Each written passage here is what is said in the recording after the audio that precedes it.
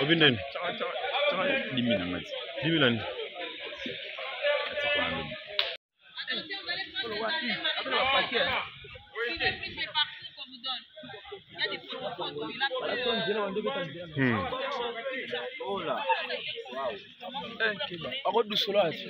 Yana courant.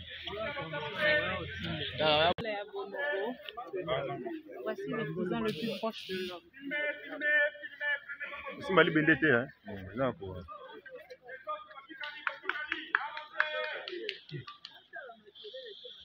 Kangi Obimi, vous n'allez pas terroriser là-bas, pour que les autres aussi prennent.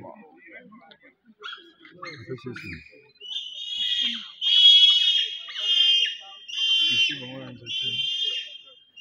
nous sommes à Lola Bonobo, en train de visiter cet espace qui est endémique, on trouve nulle part, sinon en RDC.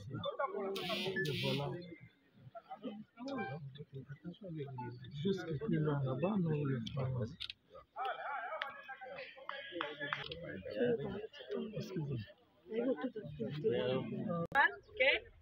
Alors ici, nous avons Bonobo Beach. Ce lac artificiel a été conçu justement pour leur donner un confort qui approche à leur milieu naturel. Comme ça, ils ne peuvent pas traverser. La profondeur de ce petit lac est de 5 mètres enclavé de cours d'eau. Ils peuvent aller dans l'eau pour se rafraîchir, barboter à une faible hauteur. Voilà. C'est pour leur donner déjà un coaching. Les bonobos, ils sont végétariens. Les bonobos sont végétariens. Par rapport au mouvement, on peut piétiner le collectif médicalement. Pour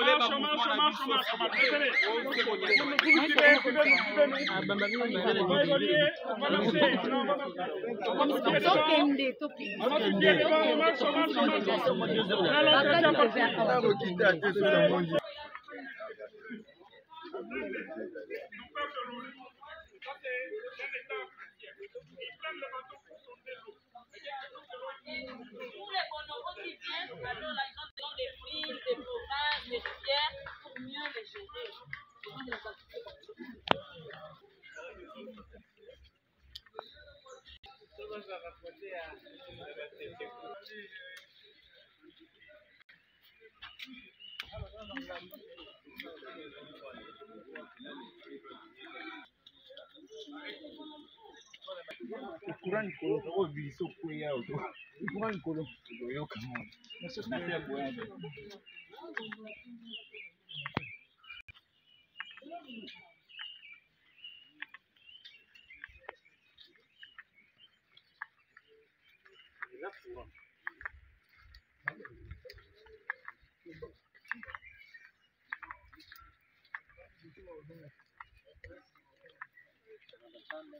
Même si je parle, les bonobos, ici, dans leur vie de semi-captivité, ils occupent des abris de nuit.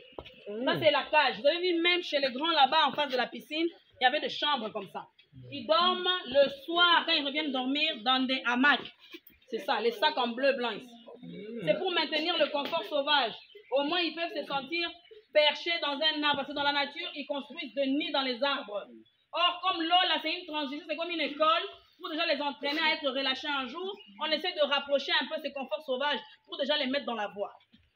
Donc, les bonobos sont des animaux qui vivent, qui ont des activités le jour et la nuit, ils vont au lit. Donc, c'est pour ça que le soir, eux-mêmes avec l'habituation, ils reviennent dormir dans des cages et les matins, on les relâche pour la vie.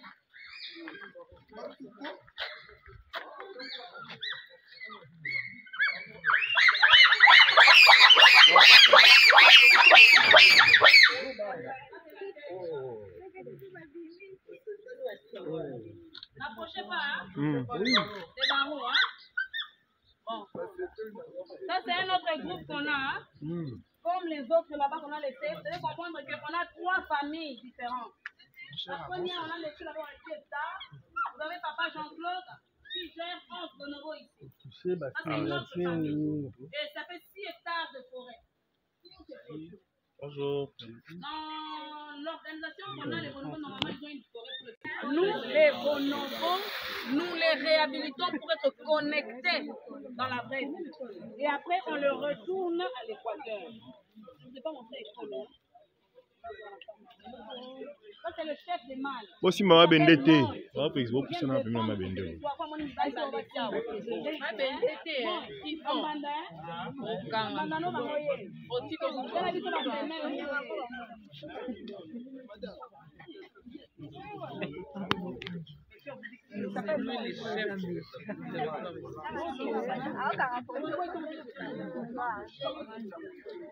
N'oubliez pas qu'on a dit que c'est l'équipier, hein, c'est ça.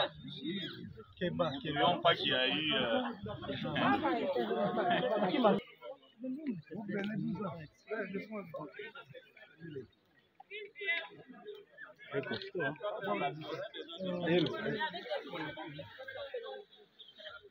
On a compris, on a compris. On a compris, merci. C'est pas notre bonobo qui peut le faire la même. Qui peut le faire la même.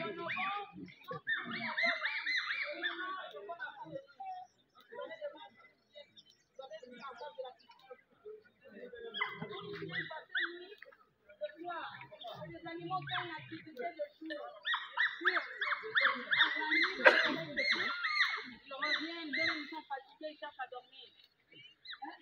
Ils sont habitués à occuper des cages parce qu'à l'intérieur, il y a des amas. Naturellement, les bonobos continuent dans les arbres. Les mêmes maladies que nous. Et oui, lorsqu'il y a eu Covid, on a fermé. Et peut-être à un moment donné, on a obligé tout le monde de porter des visières. Pas des masques, mais la visière qui couvrait toute la figure. Donc les bonobos attrapent presque les mêmes maladies que nous. Et c'est comme ça que vous voyez même les médecins là-bas, les bonobos sont soignés avec les médicaments humains. Donc, leurs médicaments, c'est ce que nous prenons. Lorsqu'on va passer par la nurserie, pour voir les bébés, on va vous montrer, il y a un bloc opératoire. Il y a un bloc opératoire pour les bonobos, il y a un dispensaire pour les bonobos et il y a une pharmacie aussi pour les bonobos. Et dans la pharmacie, il n'y a que des produits pharmaceutiques humains. Human medicine des bonobos. Vous leur donnez des produits vétérinaires, non, ça ne marche pas. Les human medicine. Donc c'est vraiment proche de nous. Un bonobo qui est décédé, qu'est-ce qu'on fait? Lorsqu'un bonobo est décédé, les animaux, comme la maman venait d'expliquer, les animaux appartiennent à l'État congolais. Et nous, on va signaler à l'État qu'il y a tel bonobo qui est décédé, Manono, ou bien Gwende est décédé. L'État va envoyer ses inspecteurs pour qu'ils viennent constater le décès. Et on va établir ensemble les certificats de décès. Que tel bonobo est décédé. C'est la transparence. Oui, dans la gestion. Sinon ils vont croire que vous l'avez vendu. Sinon ils vont croire que non, vous l'avez vendu ou que vous avez menti. Ils viennent constater le décès, on établit ensemble les certificats de décès et on les met à la vente. On a un déchargeur.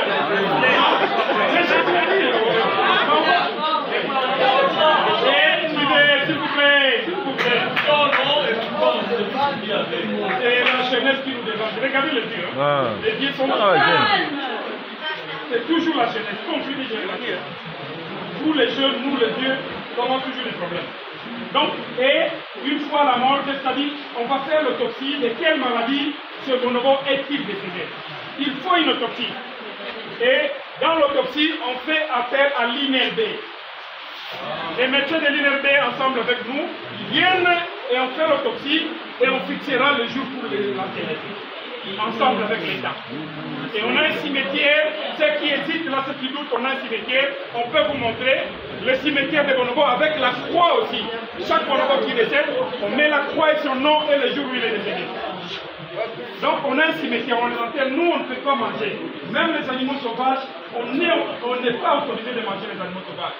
Nous on ne mange que la viande d'élevage. C'est tout. Ça va? Oui.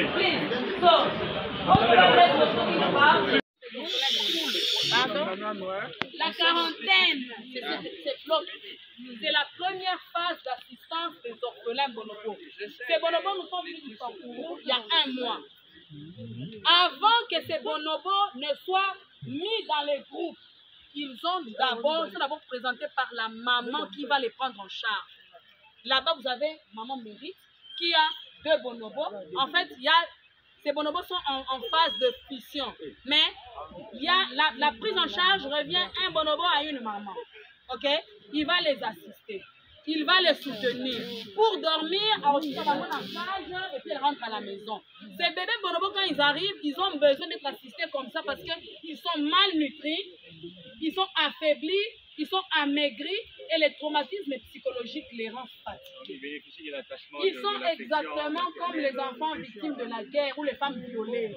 Parce qu'ils ont vu comment on a tué leur maman. Rappelez-vous. 5 ans, Azak collé la maman naïe depuis à Botama. Il voit comment sa mère est shootée, paf, il tombe. On va morceler la maman en morceaux. Le bébé bonobo voit. Pour qu'il ne fuit pas, on va l'attraper avec un filet. On va le menotter. Tout ça, il voit. Automatiquement, Kobang est côtier. Il se dit, je vais mourir comme ma mère. Le traumatisme part de là. Maintenant, pour aider à ces bonobos d'effacer, ils doivent retrouver une nouvelle maman. Et chez les bonobos, il ne faut pas porter une cagoule bonobo. C'est le cœur. C'est le cœur. Faire ce travail, il faut beaucoup d'amour. Accepter de sauver une espèce, c'est l'amour. Pour l'honneur de son pays, la gloire de son pays, c'est l'amour. Ces mamans se sacrifient pour donner la vie à ces bonobos, en les portant comme ça. Parce que les seuls moyens de confirmer un bonobo que vous l'aimez, vous devez l'avoir dans les bras. Quand vous les déposez, on se sent abandonné. Et ces bonobos, croyez-moi, ils sont végétariens à la base et ils ont le biberon. On leur donne du lait au biberon pour conserver cette aptitude d'allaitement parce qu'ils arrivent à 2 ans, 3 ans, la majorité. D'autres même, on a eu un Angie, que vous allez voir en haut. Il est arrivé à 1 an et demi. Il n'avait même pas toutes les dents. Que nous avons aidé. Ok? Les mecs qui comprennent ça. Oui, merci. On monte directement, on monte. On voit le bébé, on voit d'abord le bébé. Non, je pas. Où il y a les points de départ de notre travail. Vous avez vu la quarantaine là-bas, c'est ce groupe qui c'est le préparatoire pour amener les bonobos dans les groupes. Il y a d'abord un groupe de bébés. Ces bébés bonobos, ils n'ont pas une approche comme les adultes. On va être le plus calme possible parce que déjà nous sommes nombreux. Ces bébés qui sont là sont en processus de réhabilitation pour s'assurer de la sécurité.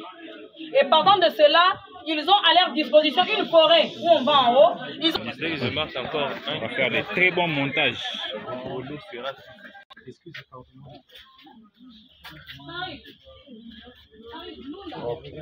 On peut mettre la main au niveau. On peut lui faire ça va. Ça va.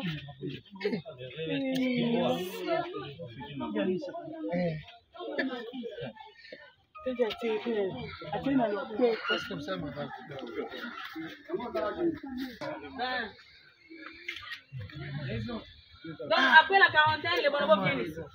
Après ici, quand les bonobos deviennent autonomes, ils commencent à s'épanouir.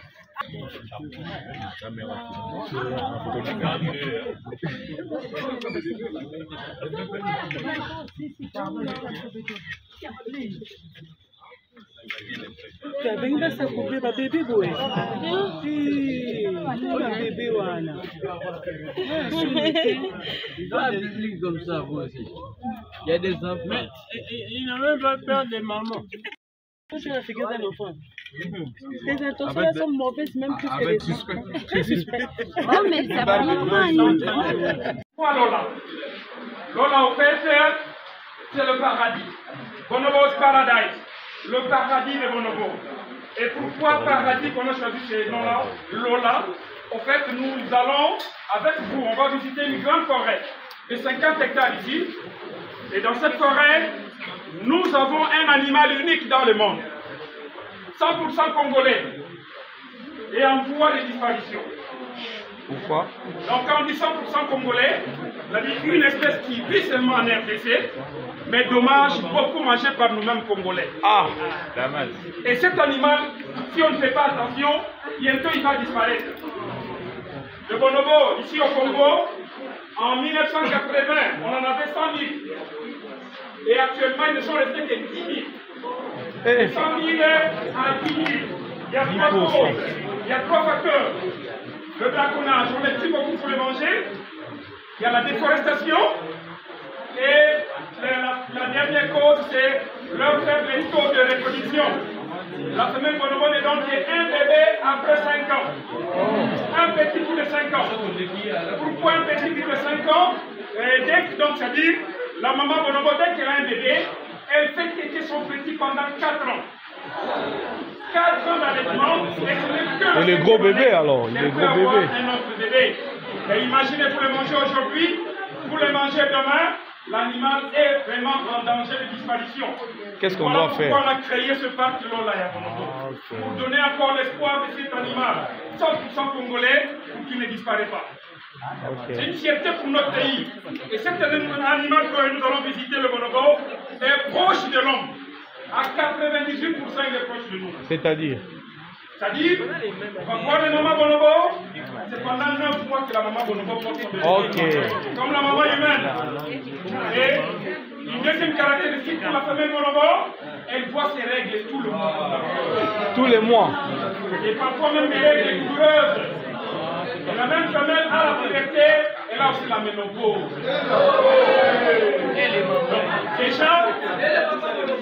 Déjà à l'âge de 12 ans, la femelle bonobo donne son premier bébé à l'âge de 12 ans.